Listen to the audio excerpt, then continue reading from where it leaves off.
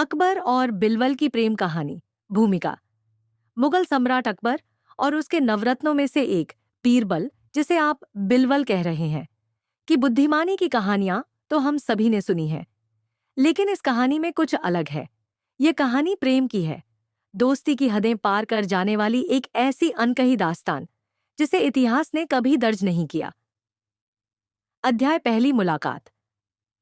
अकबर एक बहादुर और बुद्धिमान शासक था, लेकिन उसके दरबार में एक व्यक्ति था जो हमेशा अपनी चतुराई से सबका ध्यान आकर्षित करता था, बीरबल। उनकी दोस्ती केवल राजा और मंत्री की नहीं थी, बल्कि दो आत्माओं के मिलन की तरह थी।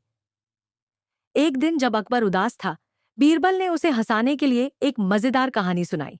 अकबर हंसते हंसते लोटपोट हो गया। तभी उसने पहली बार महसूस किया कि बीरबल की बुद्धि से अधिक उसकी संगति उसे सबसे प्रिय है।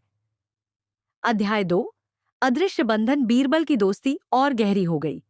वे हर जगह साथ रहते, शतरंज खेलते, कविताएं सुनते और राज्य की परेशानियों पर चर्चा करते।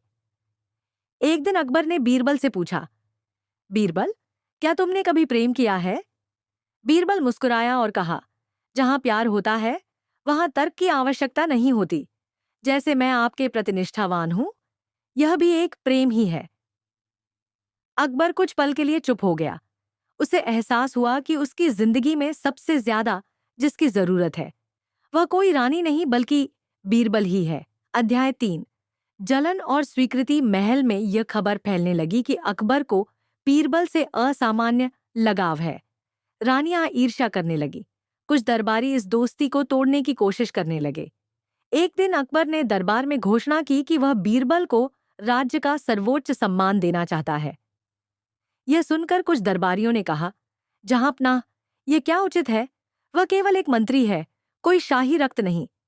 अकबर ने क्रोधित होकर कहा, बीरबल मेरा सबसे प्रिय मित्र है। उसका मन सबसे शुद्ध है।